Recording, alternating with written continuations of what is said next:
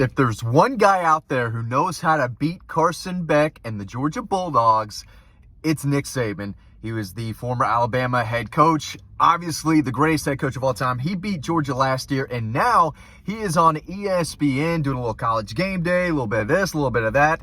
And he had a lot to say about Carson Beck and the Georgia Bulldogs on game day prior to Georgia's big 34-3 win over Clemson that you can read all about over on Dog Post. But as good as Carson Beck is, right, he's not perfect. And Nick Saban said, this is kind of how we prepared for him and the Georgia offense. He didn't say that exactly, but these are his words. He said, the thing you have to do playing Carson Beck is he can run and make plays with his feet, but if you make him move in the pocket and reset his feet to throw, it does impact him. And it does impact him. If I can get my words out. I believe he went on to say that it does impact his accuracy, but the clip cut off. I couldn't go back and find it, but I think he meant to say it does impact his accuracy. My first thoughts are, yeah, that's how you beat most quarterbacks, right? You create pressure, you make him uneasy, right? Get him rattled a little bit. Pressure his decision making, make him throw off balance, right? That's how you beat a lot of quarterbacks, get in their face and make things difficult. And it just doesn't happen a lot with Carson Beck, right? That's kind of my general point.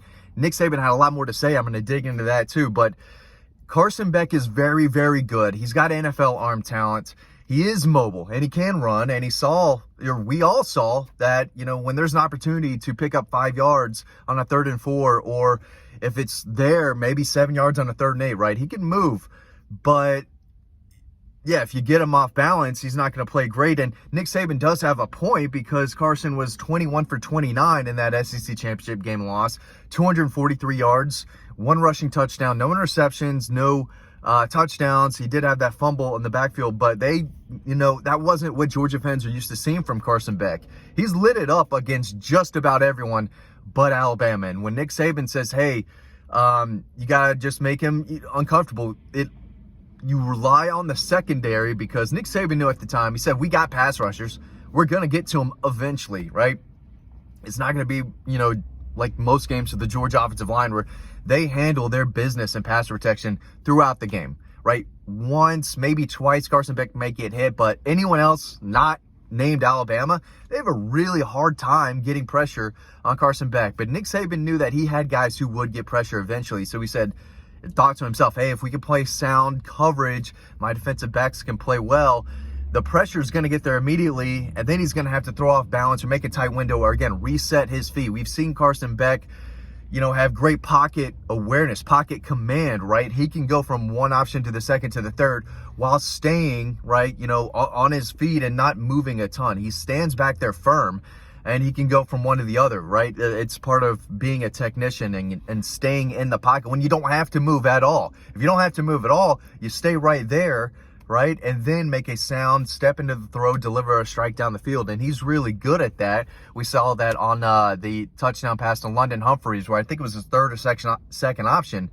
But he didn't have to scramble and make plays and then throw. He could stay right there, and that's what he did. And then he, quickly went to the second, third option. I'm throwing a pass right there. His was a little better than mine. I'm in the car, but back in my day, as my shoulder pops when I do that, I could sling it. I could sling it.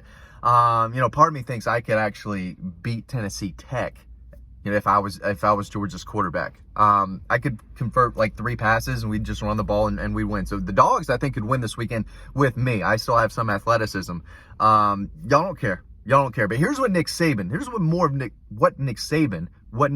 had to say about Carson Beck. He said, I think Carson Beck is one of the best quarterbacks in the country as far as his ability to process and get the ball out of his hands quickly. He's very accurate. He can throw it short or deep. He can layer throws over the middle. This guy is a really good football player who is really smart and has a handle on their offense. And that's exactly right. Again, he was really good against Clemson. I'm not sure Carson's getting the credit that he probably deserves. The slow first half, I do think they were kind of just feeling the game out. But he had a throw that was a little behind Dom Lovett. I thought the ball to Oscar Delp that could have been a pass interference call was a little underthrown, but he can zip it, man. And if you don't create pressure on him, with every good quarterback, they're going to just rip you apart. And he's going to make the right decision with the ball. But we've seen him make throws on the run into tight windows.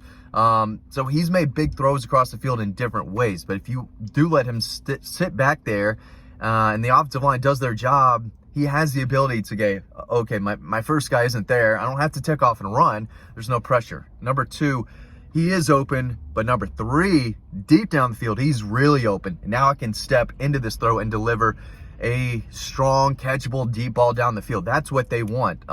That's where the explosives come in. And I do think we'll probably see more deeper shots down the field against, Kentucky on the road and Alabama. You have to hit explosives on the road because you want to take that opposing crowd out of it. And you can do that with one or two big plays. And it just throws everyone off a little bit. And so we'll see if that connection is going to be there. But Nick Saban, obviously very high on Carson Beck. He was talking like he's glad he doesn't have to prepare for Carson Beck in the Georgia Bulldog offense in just a few weeks. He looks like he is happy, enjoying retirement. But again, he's the only coach. That's the only team that's beaten Carson Beck as a starter.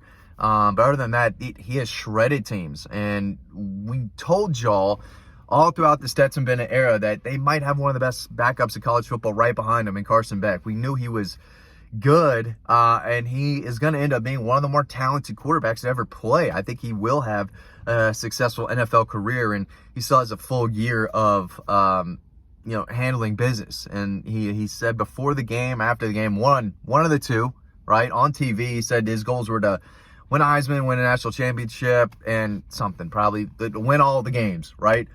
He's got the ability to do that. Those are great goals. Probably goals you want to have. We'll see if he gets that Heisman, but I don't think anything he did against Clemson, took him down in that Heisman race at all. So he's going to be there. If he can make some big throws and put up some numbers again on the road, there's massive games on the road throughout the season. And he's got some big ones at home. Auburn and Tennessee could be ranked. I mean, Georgia's going to play a lot of ranked teams.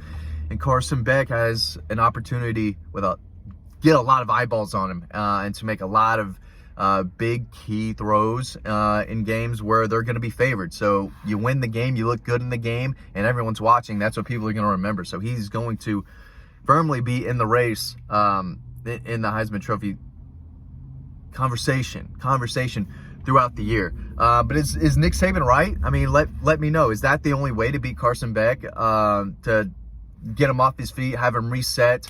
That's basically what it does. I wish the clip was longer because I do think he went more into detail.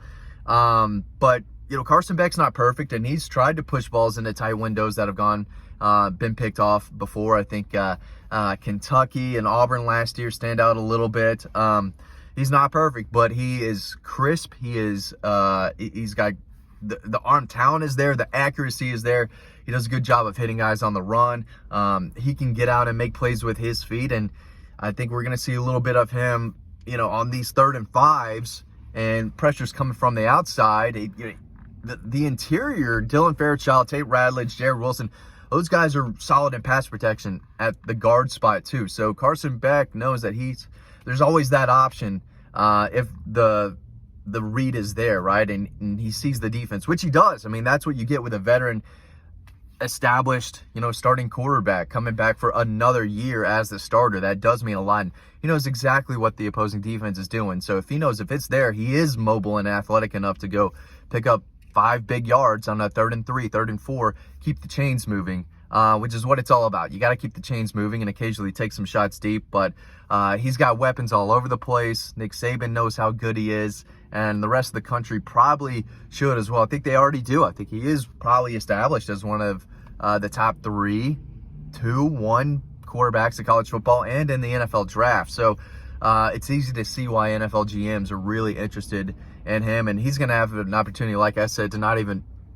keep Georgia in the national title run, Heisman conversation alive, but he's going to be impressing a lot of NFL scouts and GMs along the way if he can make some of these big-time throws that I think he's going to have to make against Alabama on the road, Ole Miss on the road, Texas on the road, Tennessee at home.